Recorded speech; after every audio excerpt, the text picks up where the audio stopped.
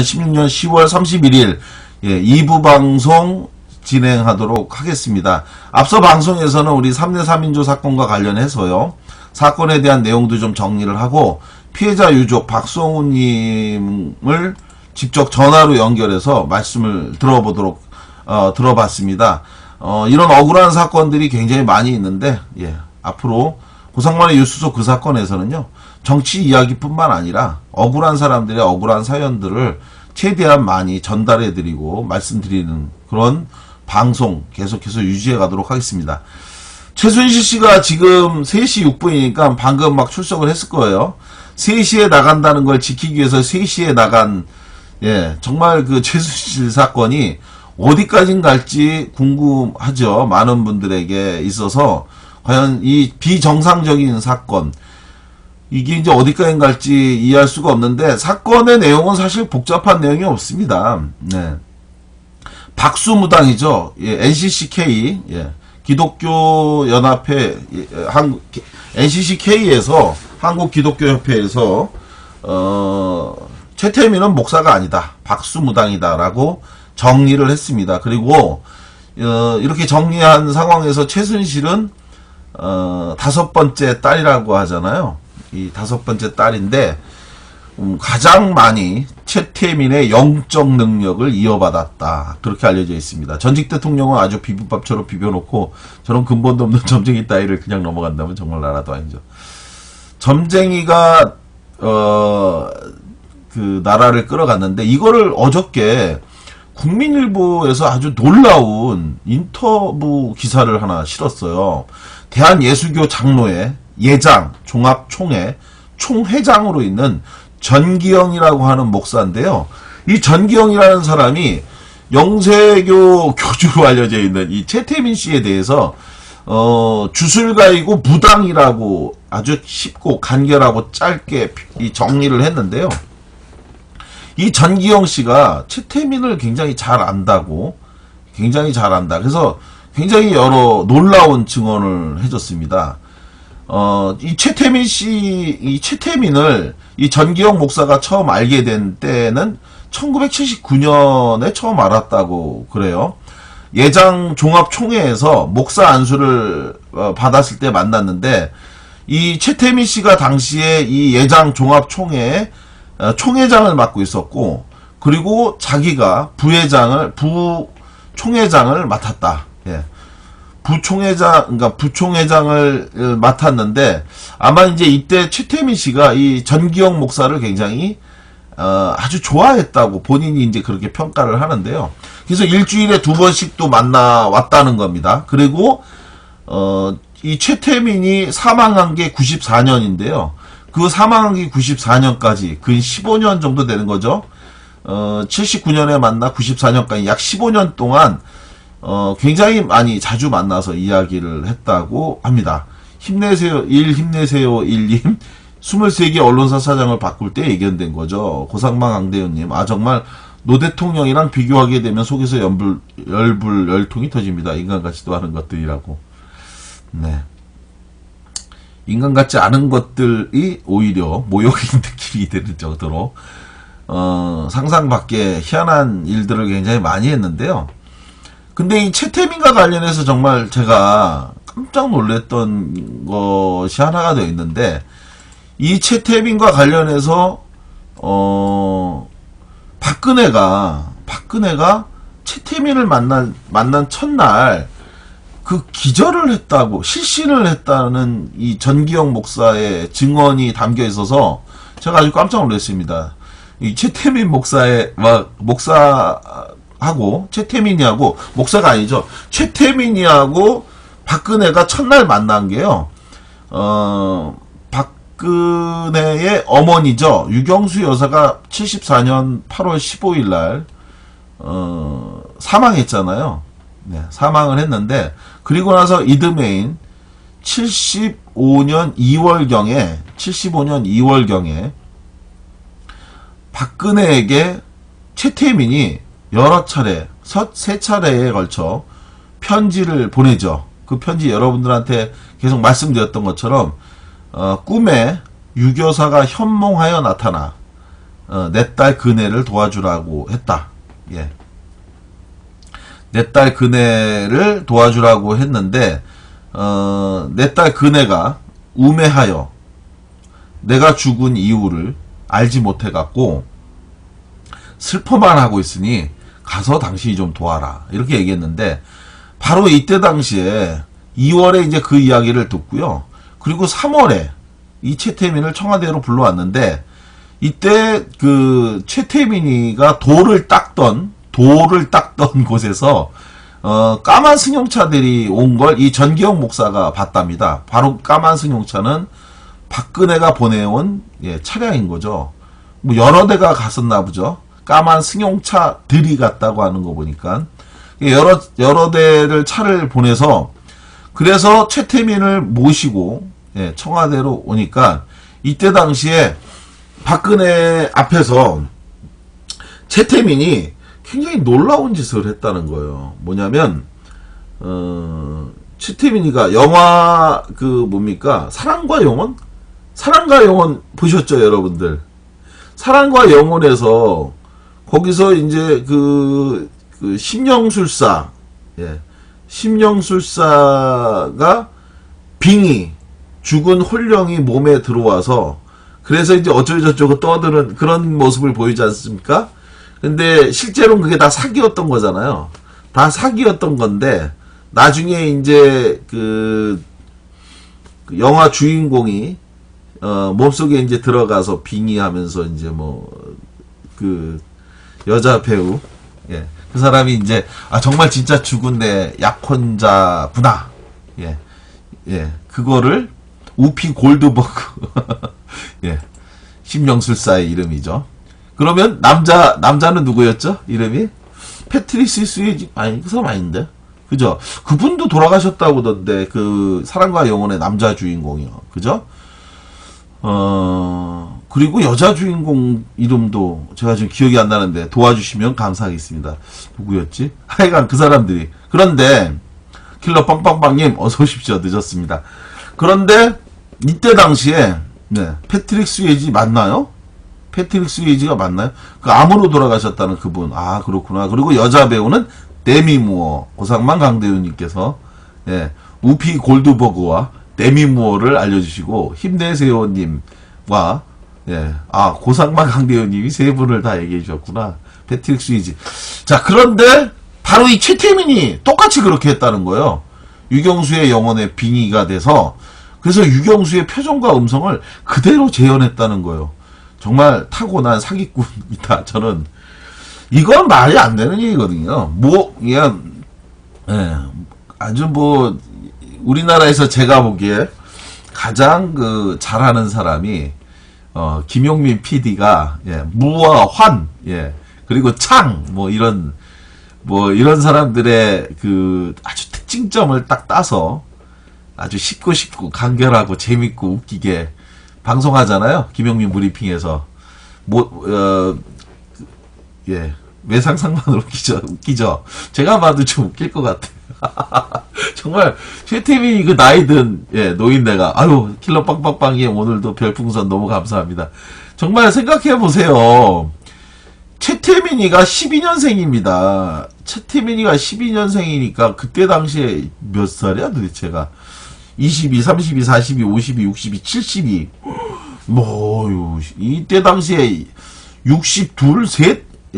62, 셋이었던 이 창은 누구지? 이해창이요. 이해창입니다. PYA님. 이해창 모성. 그래서, 내가 말이야. 하면서 하죠.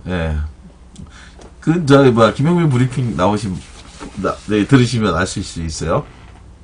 그런데 그렇게 해서 빙의됐다고 하면서 유경수 여사 목소리가 굉장히 가는 목소리인데, 아마 최태민도 목소리가 가느니까 가능했겠죠.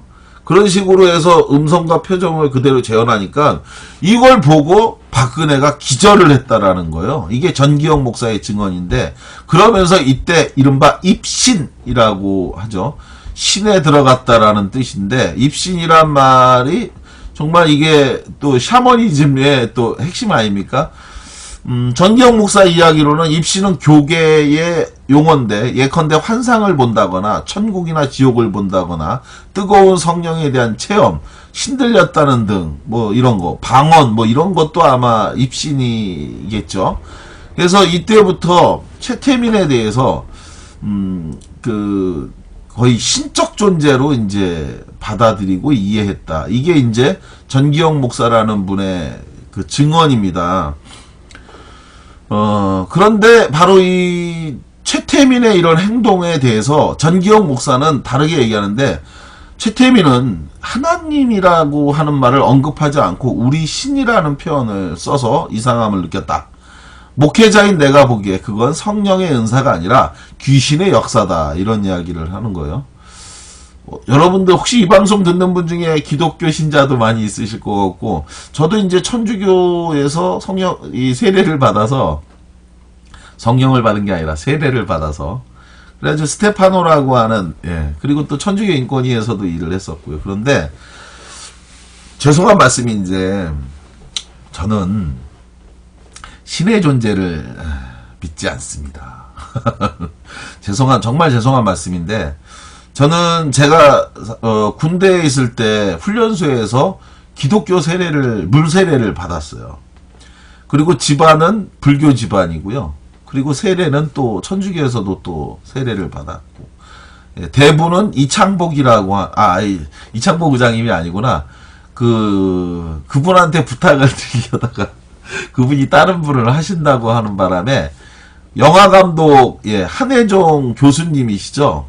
우리 김동원 감독님 다큐멘터리 송환을 만들어서요 국제상도 받은 아주 유명한 분이신데, 그분이 제 대부님이세요. 그래서 1년에 한 번씩은 제가 대부님한테 전화를 드려서 착한 일 하면서 잘 살겠습니다라고 제가 말씀을 드리는데, 우리 해주목님이 천주교 신자인데 진짜 도날드라고 하는 세례명이 있는 겁니까?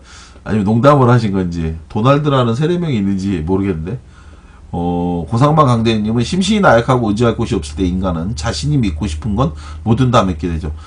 그 말씀처럼 저도 사실은 그렇거든요. 종교라고 하는 게 좋은 것은 약한 존재이기 때문에 그 약한 존재로서 이게 흔들리고 두렵고 공포감이 들 때, 그때에 의지할 수 있는 어떤 보이지 않는 그 영적인 힘, 거기서 용기를 얻어서 뭐 하자, 이런 것이 저는 의미가 있는 거지, 진짜로 저는 종교에 너무 뭐 이렇게 매달려서 진짜로 뭐가 된다? 저는 뭐 그 생각은 사실 그렇게 크질 않습니다.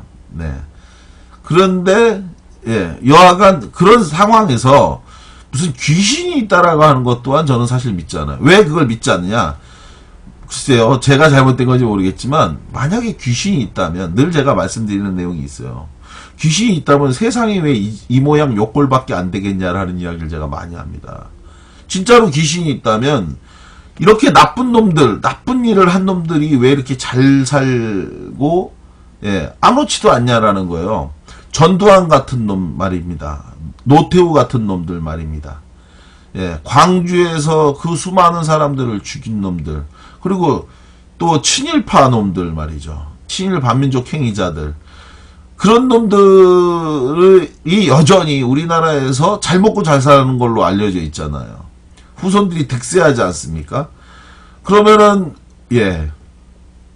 수없이 많은 독립운동가들이 목숨을 잃었잖아요. 청산리 전투에서 이름 없이 숨져간 그 많은 독립군들, 그분들을 생각하면, 그러면 그분들이, 그놈들 다 죽어서 혼내줘야 될 거 아니에요?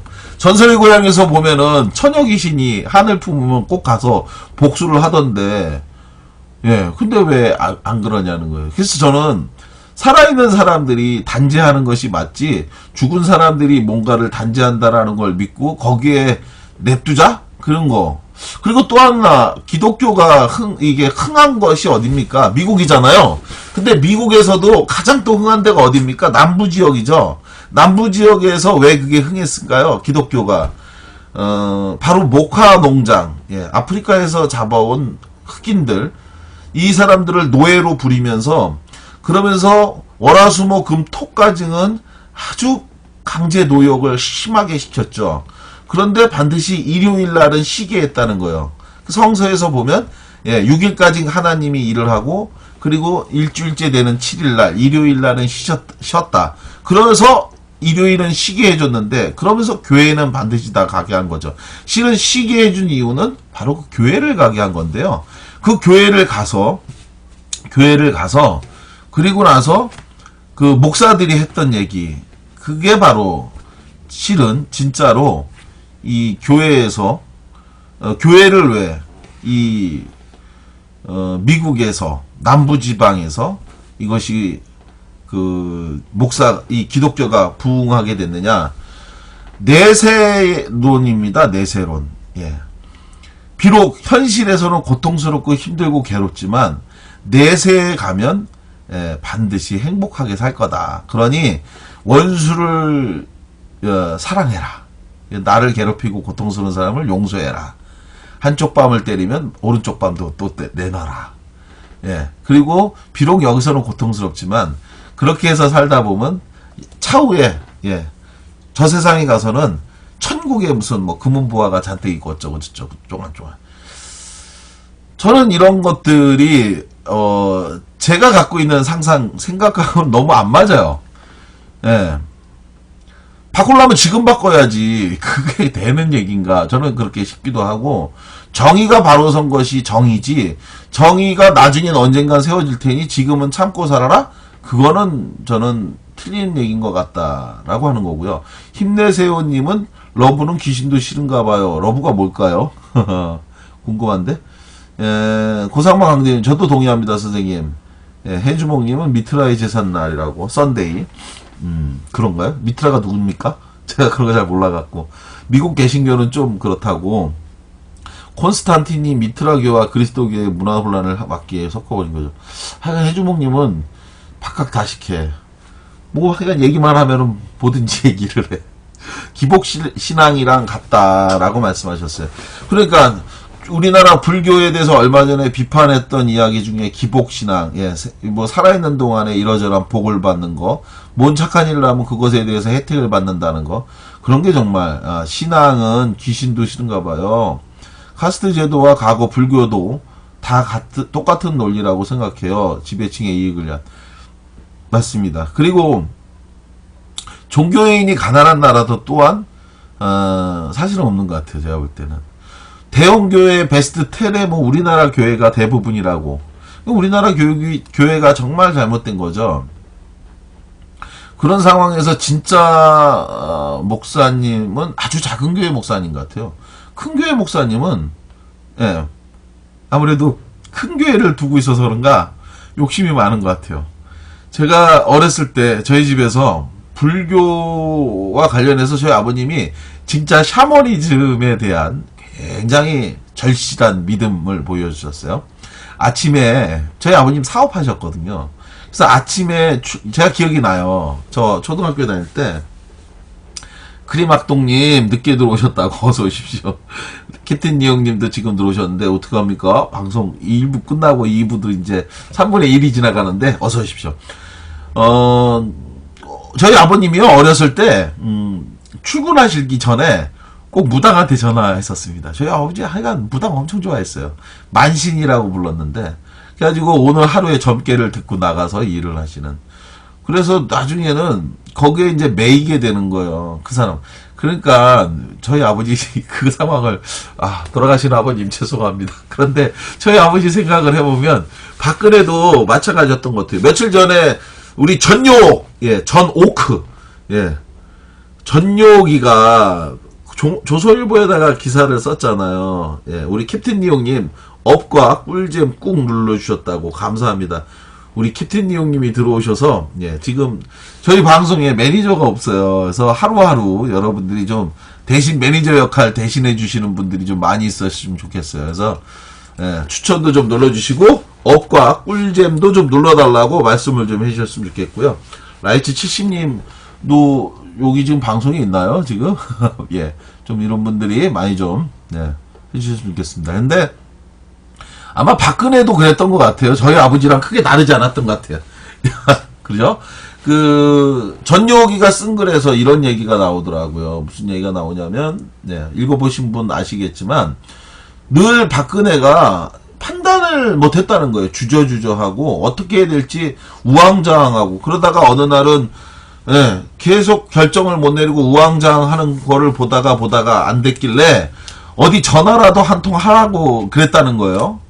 전 처음에 그게 뭔 말인가 그랬는데, 박근혜가 뭘 주저하고 뭘 결정을 내리지 못하면 어디론가 전화를 했다는 거예요. 그리고 그 전화 통화에서 이야기를 듣고 난 다음에 어떤 결정을 내렸다. 지금 보니 그 전화를 통화하는 사람은 바로 최순실이었다라는 거죠. 예. 전효공을 패친됐다고 해주몽님. 예. 별로 추천할 만한 일이 아닌 것 같습니다. 전효옥 같은 사람하고 친구하면은 안 되는 것 같은데. 그런 상황에서 우리나라의 정책을, 예, 일개 점쟁이하고, 예, 이야기를 하고, 그러니까 이제 여러분들도 아마 보시는 것처럼 그동안 이해가 되지 않았던 많은 일들이 이제 이해가 가기 시작하는 거예요. 그죠? 가장 뭡니까? 그러니까 며칠 전에 요즘 종편이 그렇잖아요. 종편 하루 종일 요즘 얘기하는 거. 아마 지금 이 시간에도 종편에서는 최순실 이야기 가지고 어마어마하게 떠들고 있을 것 같은데, 그죠?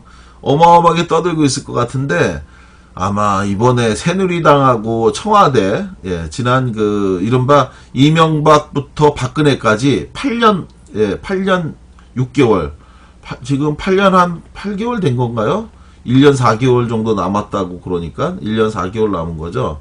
1년 4개월 남은 권력인데 8년 6개월을 해온 거잖아요. 이명박과 박근혜가. 자기네들 아마 이번에 종편의 문제점에 대해서 제대로 한번 느끼지 않았을까 싶어요. 예? 제대로. 아, 이게 이런 게 문제였구나. 하루 종일 최순실 얘기하고 박근혜에 대해서 가차없이, 예, 씹어 돌리는 그러한 이야기를 보면서, 야, 이거 정말 심각하구나, 이렇게 생각할 것 같아요.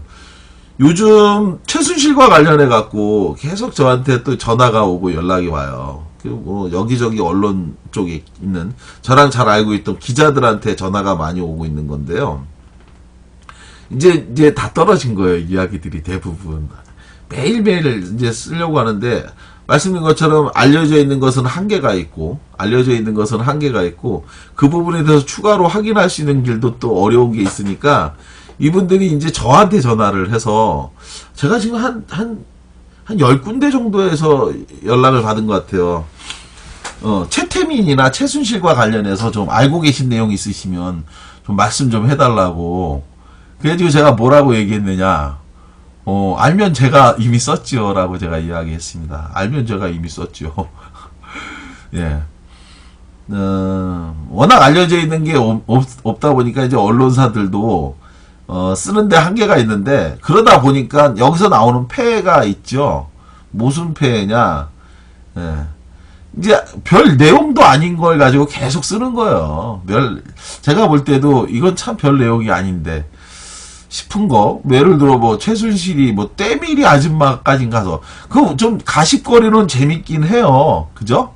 가십거리로는 재밌긴 한데, 때밀이 아줌마까지 찾아가서 때밀면서 있었던 얘기를 듣고, 정유라가 따기를 8살 때, 그 때밀 아줌마를 때렸다. 공분할 만한 일이고, 참 예의 없고, 싸가지 없는 일이고, 지난번 제가 고상마 뉴스 그 사건에서, 버릇없는 아이를 다시 제대로 가르치는 법을, 우리 최순실이 89년도에 책까지 써냈는데, 정작 자기 딸은 8살짜리 애가 아줌마, 때 밀어주는 아줌마가, 때밀 때는 좀 누워있으라고 하니까 딱이 때렸다. 그랬더니 깔깔거리고 웃고, 아무도 야단치는 사람이 없더라. 이 얘기에 정말 서러웠고, 그런 인성이 안 된 애가 이화여대를 들어간 것이 얘기를 듣고, 이 때밀던 아주머니께서, 새신사 아주머니께서, 정말, 어떻게 이화여대 갈 수 있냐 하면서 격분하고 화를 내셨다 이런 얘기인데, 이런 이야기가 이제 가십거리로는 재밌고 소위 말해서 속된 말로 씹어돌리기에는 참 좋은 얘기긴 한데, 그런데 오히려 이런 것들이 사건의 본질에서 자꾸 벗어나는 거다라는 이야기입니다.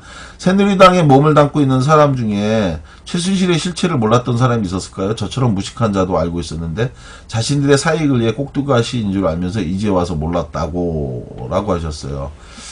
박근혜의 실체를 박근혜의 실체, 최순실이 아니라 박근혜의 실체를 몰랐던 사람들. 그쵸. 박근혜가 대중적 인기가 높다는 것, 이걸로 인해서 이용해 먹은 거죠. 예, 그런 이야기를 하시는 것 같습니다. 그런데 지금 이런 상황 하에서 저는 무엇보다 또 한 가지 드리고 싶은 말씀이 뭐냐면, 여러분들 어떻게 생각하세요? 지금 새누리당이 박근혜에게 일전을 선포한 거나 마찬가지예요. 박근혜의 머슴을 자임하고 있는 우리 서번트, 예. 우리 이정현도 이제 거의 날아갈 지경에 처해 있는데, 그런 상황 하에서 새누리당이 이른바 거국 중립 내각을 만들자, 이런 이야기를 하고 있어요. 거국 중립 내각을 만들자라고 하면서 이거를 수용하라고 공식적으로 제안을 했어요, 박근혜가. 근데 박근혜가 이것을 수용할 가능성은 저는 없다라고 봐요. 예. 만약에 이거를 수용하게 된다면 그건 거국 중립 내각이 아니라 사기 내각이 되겠죠. 그리고 이것에 대해서 저는 오늘 페이스북에다도 제가 썼지만, 거국 중립 내각을 수용하자고 하고 그걸 제안하고 수용하자고 하는 거는, 그것은 이미 끝난 권력에 물대주는 역할이다라고 하는 거예요. 또 한 가지는 거국 중립 내각이라고 하는 게 불가능합니다. 현재의 구도화에서. 지금까지 역대 우리나라 정부에서요, 이렇게 권력이 위기에 빠져 있으면 한 번씩 언급됐던 게 바로 이 거국 중립 내각이거든요. 그죠? YS 때도 마찬가지였고, 노무현 정부 때도, 사실은 이런 이야기가 나왔었던 거죠. 연정론도 또 뭐 그런 얘기기도 하고. 근데 자기가 대통령이고 대통령이 있다면 거기서 책임을 지고 정치하는 게 맞는 거지. 어떻게 거국 중립 내각이라는 게 만들어질 수 있는지.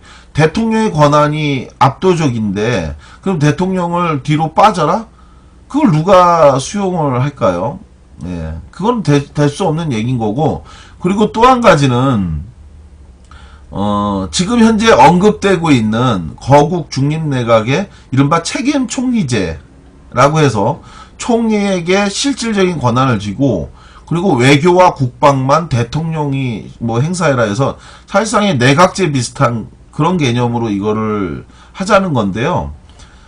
저는 이게 되지도 않는 얘기고, 박근혜가 그걸 수용할 리도 없고, 그런데 더 중요한 건 뭐냐면, 거기서 이른바 거국 중립 내각의 책임 총리라고 해서 언급되는 사람들, 지금 구체적으로는 김용갑이라고 하는 사람이, 전두환 당시에 민정수석을, 청와대 민정수석을 했던 사람이잖아요. 이 김용갑이가 추천을 했다고 그래요. 지난 29일 날인가요? 청와대에서 박근혜를 만나 원로급 인사들에 대해서 조언을 듣는 자리, 거기에 우리 김용갑이가 가서, 그래서 한 얘기가 뭐냐면, 김종인이를, 김종인, 형식적으로는 지금 민주당의 소속 비례대표 의원이죠. 탈당을 하면은 의원직이 날아가니까 탈당도 안 하면서, 그러면서 손학규와 뭐 손을 붙잡고 무슨 내각제 개원을 추동하는 뭔가를 한다. 참, 그런 사람을 당에서 들고 있는 것도 한심스럽기도 하고 어이가 없는데, 여하간 그 김종인이가 추천이 됐답니다. 그리고 고건, 그리고 김황식, 그리고 감사원장 출신이죠. 그리고 또 그 문제의 손학규, 이런 사람들이 지금 책임총리제 후보군 중에 한 명인데, 이 사람들이 어떻게 거국 중립내각의 일원이라고 할 수 있는지. 그러니까 회색 분자가 중립입니까? 그게 말이 되는 소리입니까? 회색 분자들이 왜 중립입니까? 그들은 회색 분자일 뿐이고, 새누리당에서 빠져나온 자들, 쓰레기는 다시 쓰레기 봉투로 돌아가는 거죠. 그런다면 모르겠습니다. 차라리 새누리당으로 입당을 해서 거기서 자기네들이 하면 모를까 그걸 무슨 거국 중립내각이라고 부를 수가 있고 그런 사람들하고 같이 정치를 한다? 저는 거국 중립내각을 한다면 지금 현재 박근혜가 해왔던 모든 정책의 기조를 다 바꾸는 것이야말로 그게 진짜 중립내각의 시작이지 이런 사람을 넣어갖고 그 사람 들어왔으니까 거국 중립내각이다? 저는 그건 말도 안 되는 얘기고요. 거짓말이고요. 오히려 시간 벌기용이다라고 저는 생각을 합니다. 예. 그 사람들이 들어가서 세월호 참사에 대해서 진상을 조사했던 기구, 김황식이나 고건이나, 예, 아니면 김종인 같은 사람이 그런 거 하겠습니까? 손학규라고 하는 사람은 할 수도 있고 안 할 수도 있을 것 같아요. 그러나 박근혜가 반대한다면 손학규 또한 그걸 밀어붙이지는 않을 거고요. 또 그런 사람을 쓰지도 않겠죠. 결국은 애매한 사람을 거국 중립내각이라고 세워놓는다. 그리고 또 지금 현재 하고 있는 개성공단에 대한 폐쇄 뭐 이런 것들도 다 바꿔야 되는데 그런 거 수용하겠습니까? 그래서 저는 결론적으로 그럼 당신 생각은 뭐냐? 이렇게 물어보신다면 저는 이렇게 생각합니다. 거국 중립내각 안 되고요. 그건 수용해서도 안 되고 그런 걸 얘기하는 사람 또한 그것도 문제가 있는 겁니다. 저는 조기 하야를 전제로 한 대선 조기 실시 전 이게 맞다고 생각합니다. 1년 4개월이나 남았는데 1년 4개월이나 지금과 같은 식물 대통령으로 두는 것 또한 문제고요. 그리고 박근혜 같은 사람이 계속해서 대통령으로서 청와대에 있는 것 자체가 잘못된 거다. 그렇기 때문에 빠른 시간 내에 하야하는 것이 답이다라고 저는 생각을 합니다. 예. 미오 푸빅님, 정확히 거국 중립내각이란 뭔가요? 아주 간단한 이야기입니다. 거국 중립내각은요, 우리나라는 새누리당의 당원인 박근혜가 현재 대통령을 하고 있잖아요. 그렇기 때문에 새누리당에서 추천한 사람들을 중심으로 해서 그래서 만들어지고 있는데 여야 구분 없이 거국적으로 그리고 어느 정당에 치우치지 않은 그렇게 해서 장관을 임명하고 그렇게 해서 특정한 색채, 당의 색깔을 빼서 그래서 공동으로 여야가 쉽게 얘기하면 운영하는 그런 내각을 만들자 이런 주장이죠. 그죠? 그래서 이거는 저는 말이 안 되는 거다라고 말씀을 드린 거고요. 그렇게 해서 될 수도 없고 되지도 않는다는 거고 쇼하는 거고 박근혜한테 시간을 주는 거고요. 그렇게 해서 이 나라가 아주 더 절단나고 아장이 나는 거죠. 말씀드린 것처럼 정책이 완전히 정책을 어떻게 바꾸겠어요. 세월호 문제 또 사드 문제도 마찬가지입니다. 사드 문제 어떻게 할 거예요. 네? 그리고 더 중요한 거는요. 지금 대한민국에서 정말 저는 꼭 바꿔야 될 내용들, 진실을 밝혀야 될 내용들이 있습니다. 그것은 바로 박근혜의 부정선거입니다. 박근혜의 이 부정선거를 그대로 두고 대통령 선거를 또 치른다? 그러면요, 또 부정선거 하게 돼 있습니다. 굉장히 더 나쁜 일이 있었죠. 여러분, 기억을 되돌려 보세요. 박근혜가 대통령 된 것은 부정선거 덕분이었습니다. 명확한 사실이에요. 그게 없었다면 과연 그가 대통령이 될 수 있었을까? 저는 생각이 다른 분들은 다를 수 있지만 저는 자신 있게 말씀드립니다. 박근혜 부정선거 덕분에 대통령이 된 부정선거 당선범이다. 그래서 이거에 대해서 반드시 저는 정권이 바뀐다면 조사해야 된다. 만약에 거국 중립내각이 만들어진다면 그 전제 조건은 바로 부정선거에 대한 조사를 수용하겠느냐라고 물어봐야 되는 겁니다.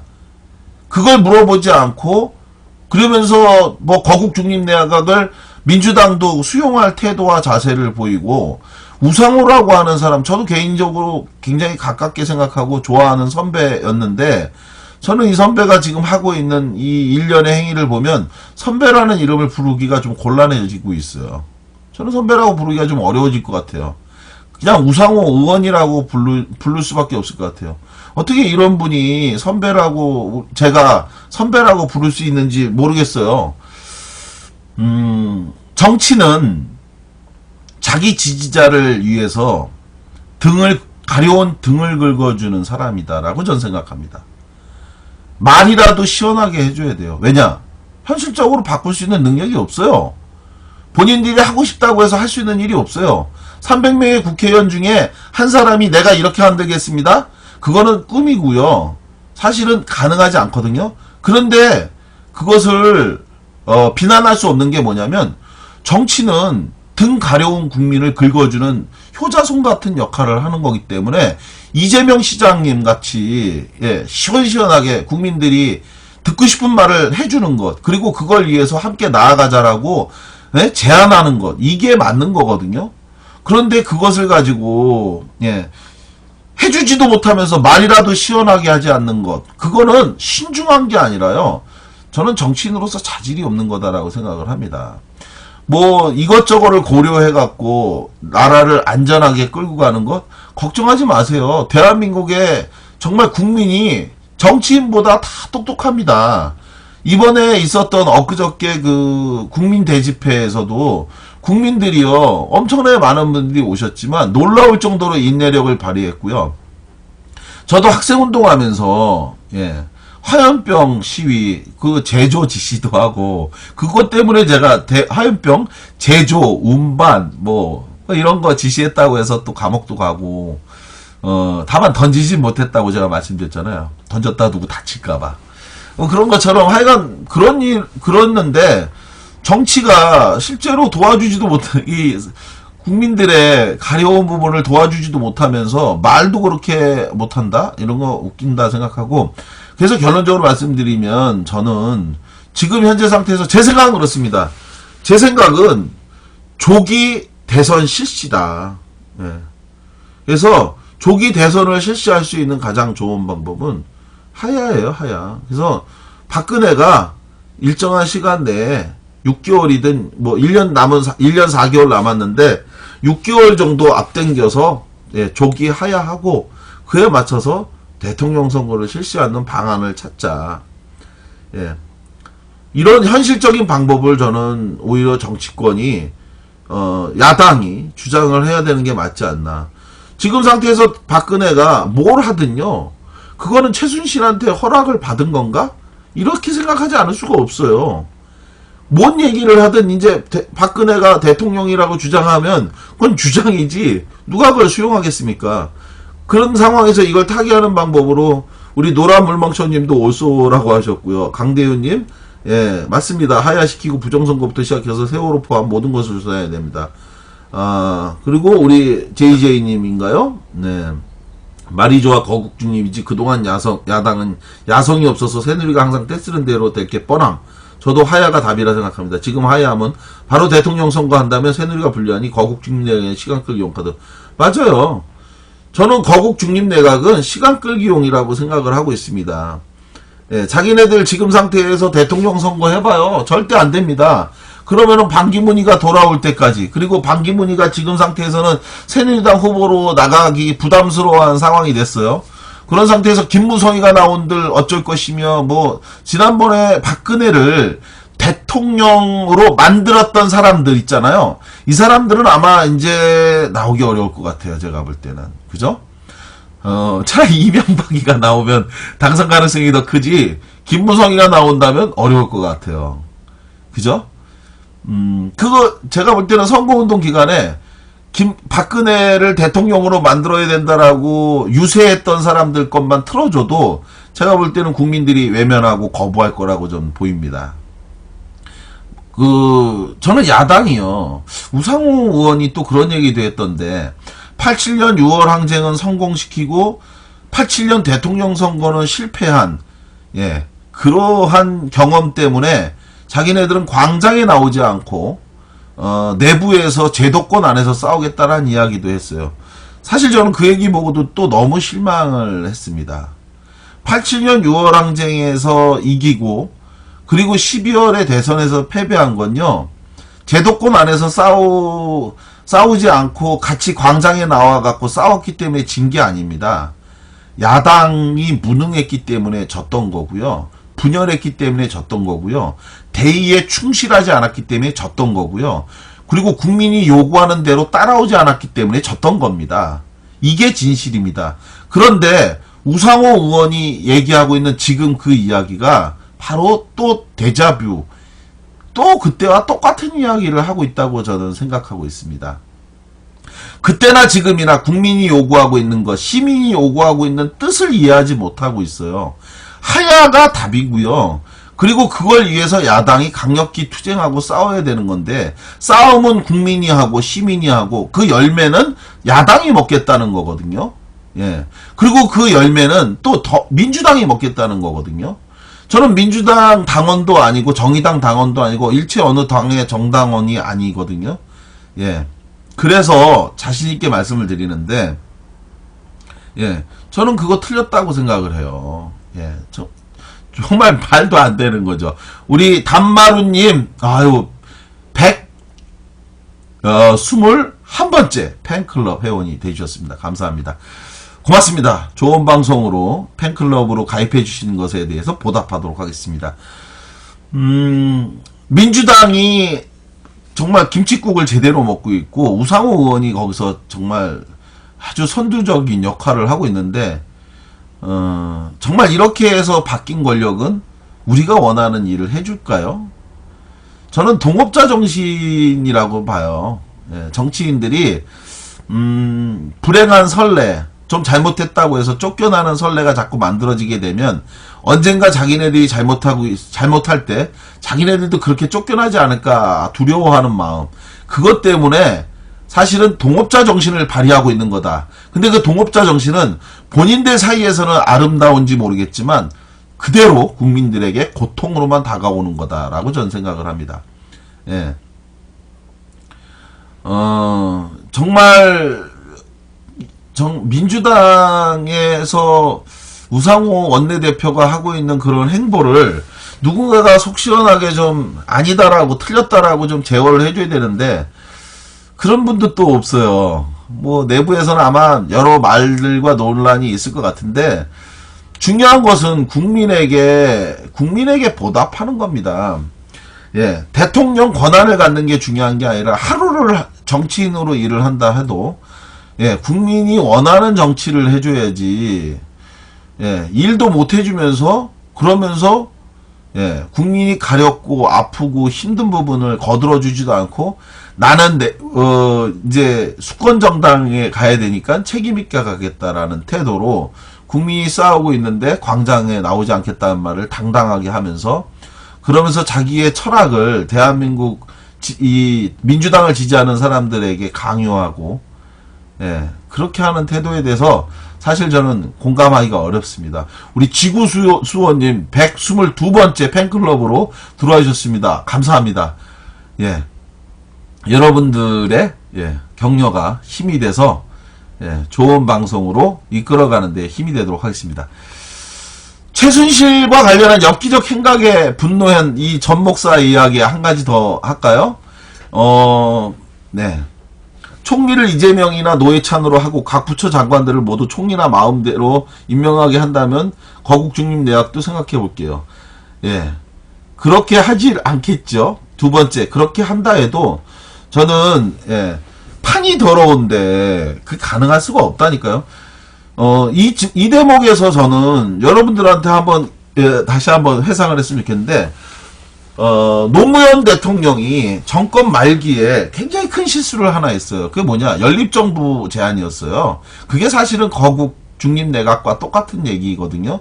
연립정부, 대통령 하나를 빼고 나머지 조각권을 전부 새누리당한테 주겠다, 한나라당한테 주겠다, 이렇게 제안을 했던 것이 바로 연립정부에 대한 제안이었습니다. 그때 박근혜가 어떻게 했는지 혹시 기억하시나요? 박근혜 단호하게 거절했습니다. 대통령 책임제 하에선 예, 대통령 하고 있는 정당이 책임을 지는 게 맞다. 저는 그 강단을 왜 민주당이 못 갖고 있는지 이 부분에 대해서 정말 안타깝게 그지없습니다. 예, 정말 지금은요 못하겠으면 내놔라 이렇게 얘기해야 되는 거예요. 그리고 넌 못한다라고 단정 짓고 못하겠으면 내놔라. 그리고 그걸 하기 위해서는 이걸 해야 된다라고 하면서 부정선거에 대한 의혹을 규명함으로써 정권의 정통성을 확인하도록 압박하고요. 그걸 통해서 예, 지난번 대선 때 어떻게 됐습니까? 이 국정원이 부정선거 해갖고 댓글 공작한 거 다 드러난 거 아닙니까? 경찰이 그러한 사실을 은폐했던 거 아닙니까? 그런 사실을 대통령 선거 3일 전에 박근혜는 마지막 3차 토론회 때 나와갖고, 그리고 나서 경찰이 확인 결과 댓글 공작은 없었다라는 거짓말을 했었어요. 그리고 그렇게 얘기하면서 박근혜는 문재인 당시 후보에게 뭐라고 얘기했냐면, 사실이 아닌 걸로 드러났는데 사과를 할 용의가 있냐라고 얘기했고요. 그리고 나이 어린 여직원, 국정원 여직원에 대해서 인신매매범처럼 한 행동에 대해서 사과하라고 요구했어요. 저는 이런 부분들에 대해서 지금 강도 있게 따져야 되고 싸워야 되는 거다. 네? 이걸 가지고 강도 있게 싸우고 따져야 되는 거고요. 그럼에도 불구하고 당시에 국정원에 그 댓글 공작했던 사람들 어떻게 했어요? 기무사에 댓글 공작했던 사람들 어떻게 했어요? 처벌을 안 했어요. 왜 처벌을 안 했습니까? 국정원 직원들에 대해서 다 기소유예 처분을 내렸는데 그 논리 정말 저는 이게 말이 되는 얘기냐는 거예요. 뭐라고 얘기했냐면요. 국정원의 조직 체계상 윗선 상부의 지시에 대해서 거절하기가 어려우므로 그 책임을 따지기 어렵다라고 하면서 다 기소유예 처분을 내렸고, 그로 인해서 그들이 지금 국정원에 그대로 일하고 있습니다. 자, 그들은 지난번 대통령 선거 조작을 어떻게 하는지 이미 노하우를 쌓은 사람들이에요. 이 사람들이 이제 이 대통령 선거에서 뭐 하겠어요? 권력이 바뀌고 정권이 바뀌면 그들이 뭐 하겠습니까? 예? 예?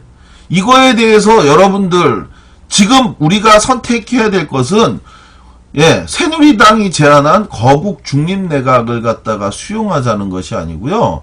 이 부분에 대해서 강도 높게 싸워야 되는 거예요. 싸워야 되는 거예요. 부정선거서부터 시작해갖고 당시 국정원 직원들에 대해서 무혐의 처분하고 그들이 그대로 남아서 다음 대통령 선거에서도 또 똑같은 방식으로 더 진일보한 방식으로 더 들키지 않는 방식으로 더 교모한 방식으로 부정선거를 해서 권력을 또다시 찬탈하려고 하는 이것에 대해서 강도 높게 싸워야 되는 게 맞는 거거든요.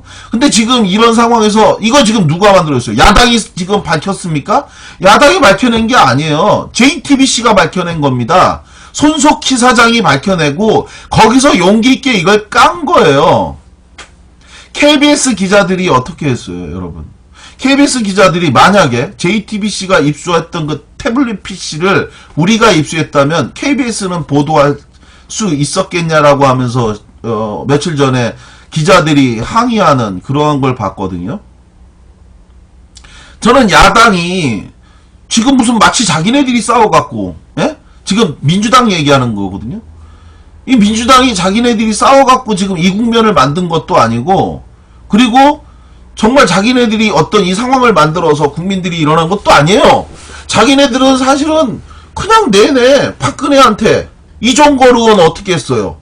이종걸 의원 청와대 가갖고 박근혜한테 예전에 자기가 썼던 2년이 뭐 서슬이 10홀에서 어쩌고 썼는데 저는 그것도 좀 적절치 않았다고 생각을 합니다. 잘했다는 생각은 안 드는데, 그런데 더 중요한 거는 그거에 대해서 박근혜가 그런데 예전에 왜 저한테 욕하셨어요? 라고 하니까 어쩔 줄 몰라 하면서 자기가 오타가 났다. 거짓말하고 있어. 오타가 난 게 아니라 그렇게 쓴 거지. 사과를 하려면 제대로 사과를 하든지, 그 거짓말이라 하면서 말이죠. 그렇게 하면서 결국 사과하고 오고, 그래 놓고서는 무슨 뭐 밖에만 나오면 어쩌고저쩌고. 이종걸은 뭐 지금 상황이 이렇게 되니까 또 나와갖고 또 이번에는 또 뭐 그때 당시에 무슨 뭐 전체적으로, 그러니까 역사 교과서 문제에 대해서 자기네가 얘기하고 말하니까 박근혜가 당시에 뭐라고 얘기했냐면 뭐가 문제인지 구체적으로 하나하나 조목조목 좀 말씀을 해달라라고 하고 자기가 이종걸 의원이 얘기했더니, 그러니까 박근혜가 한 얘기가 뭐냐면 전체적으로 그런 기분이 느껴져서 그랬다라는 얘기를 했다. 그래서 지금 그때도 참 대통령으로 하기엔 좀 적절치 않은 발언인데 괴이한 느낌이 들었다. 뭐 어쩌고 그런 얘기를 하더라고요. 그때 얘기하지 못했으면 지금 말하지 않는 게 정답이다. 저는 늘 그 생각을 합니다. 네. 하이에나처럼 예전에는 말 못하다가 누군가 약점이 보이면 그때 가서, 그런데 그거보다 더 심각한 것은 그때도 말하지 못하면서 지금도 또, 예, 지금도 또 제대로 말하지 못하면 또 그것도 문제다. 결론은 이겁니다. 예, 민주당 정신 차리셔야 되는 거예요. 민주당이 좋아서 국민들이 민주당을 지지하는 게 아니거든요. 민주당이 아니라 특정한 정치인들에 대해서 기대를 갖고 있기 때문에. 왜냐하면 현존하는 정치인 중에서 예, 새누리당보다는 그래도 민주당이 하는 정책이 더 낫다. 그리고 당선 가능성에 대해서 예, 그것 때문에 그런 거죠. 사실은 이제 민주당 말고 더 좋은 정당, 정의당에서도 좀 좋은 정말 당선 가능성 있는 후보가 좀 나와서 그 정당하고도 좀 이 야권 단일화가 아니라 정말 우리가 투표를 통해서 당당하게 어느 정말 그 야권 후보를 뽑을 수 있으면 얼마나 좋을까요? 근데 이제 정의당의 당원이 적고 민주당 당원 수가 많으니까 이게 이제 합리적으로 이제 투표하거나 이렇게 하기가 어려우니까 좀 그런 부분이 있는데, 근데 진짜 민주당이 지금과 같은 그런 행보로 새누리당의 잘못된 그런 정치 연장을 하려고 하는 의도에 같이 부안해동해서 무슨 거국 중립내각을 만들자느니 뭐 그거에 대해서 뭐 좋다느니 뭐 정말 안타깝기 짝이 없는 그런 주장이고요. 예, 저는 예, 한 6개월 정도 빨리, 예, 그러니까 지금 1년 4개월 남았잖아요. 그러니까 한 10개월 후쯤에 대통령 선거를 하는 걸 전제로 하고 6개월 정도 하야. 그래서 박근혜는 대통령 선거에 대한 예, 관리 정도. 지금 즉시 하야하면 더 좋겠지만 지금 즉시 하야하게 되면 또 황교안이가 또 국무총리를 할 거예요. 아, 저기 대통령 권한대행을 하게 될 거니까 그 황교안 같은 놈이 되면 그것도 심각하거든요. 그래서 저는 빠른 시간 내에 하야를 전제로 해서 조기 대선을 실시하는 방안. 그러면서 그걸 가지고 네, 만약에 그걸 거부한다면 예, 대통령 선거에 있었던 부정행위에 대해서 그 부분도 지금 특검으로 같이 도입해서 들어가서 예, 단호하게 처벌을 해야 된다. 이렇게 저는 생각을 합니다. 총리를 이재명이나 노회찬으로 하자고 하는 강대훈님, 예, 그런 말씀을 하셨는데, 자, 귀천이님, 사고는 헌누리하고 청기화가 있는데 민주 까는 건 뭔가요? 제가 민주를 깐 게 아니고요. 민주의 조언을 한 겁니다. 예. 민주당을 비판하는 건 왜 못하나요? 예.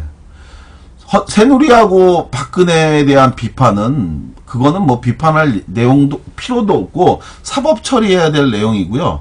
그런데, 저는 늘 말씀드리지만, 여기서 해먹던 걸, 다른 사람이 해먹는 구조는 제대로 된 개혁이 아니에요. 예. 진짜로 해먹을 사람이 해야 되는 거지, 바뀌어야 될, 국민이 원하는 사람이 해야 되지, 민주당을 까면 왜 안 되나요? 저는 민주당 까는 게 뭐가 문제예요?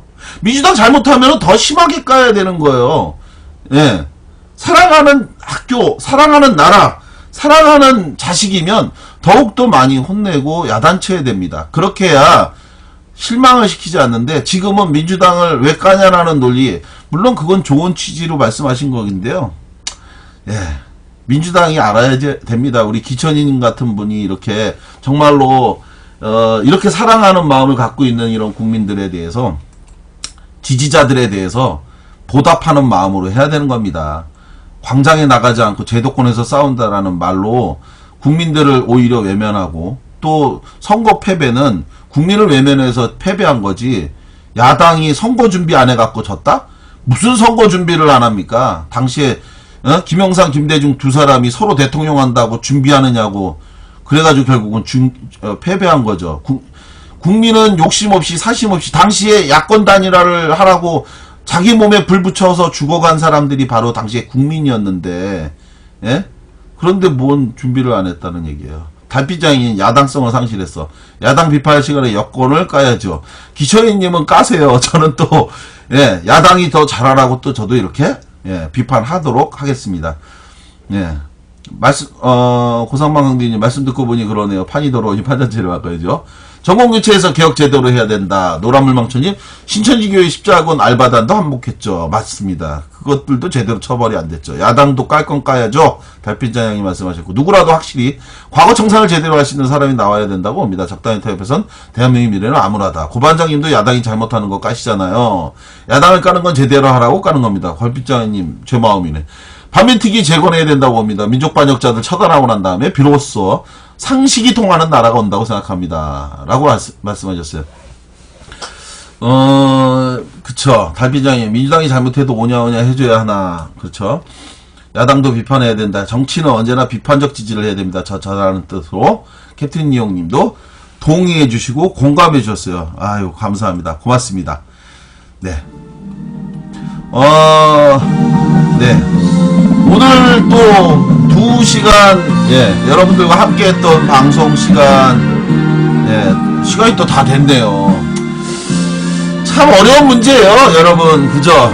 늘 어려운 문제입니다. 민주당이든, 정의당이든, 또 민중연합당이든, 또 녹색당이든, 많은 당이 있어요. 대안을 제시할 수 있는 그 좋은 야당이 나와서 정말 새누리당을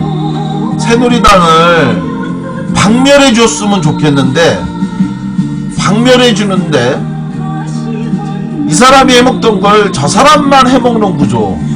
김종인 같은 사람이 옷만 바꿔 입고 와서, 김종인이가 바로 박근혜 권력을 만들어낸 역할을 했어요. 김종인이가 당대표 할 때 제가 김종인 비판을 무진장했습니다.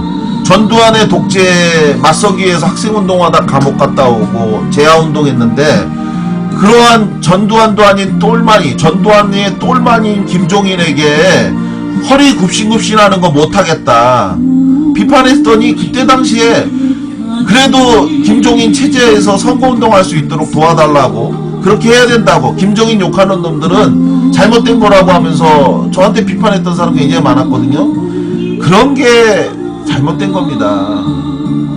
비판해서 바꿀 수 있다면 바꿔야 됩니다. 민주당이 미워서 국민의당 찍었다고. 그것도 안타까운 일이고요. 안녕하세요. 순실히 가식사과라도 제대로 듣지 못한 한심한 날입니다. 라고 하셨어요.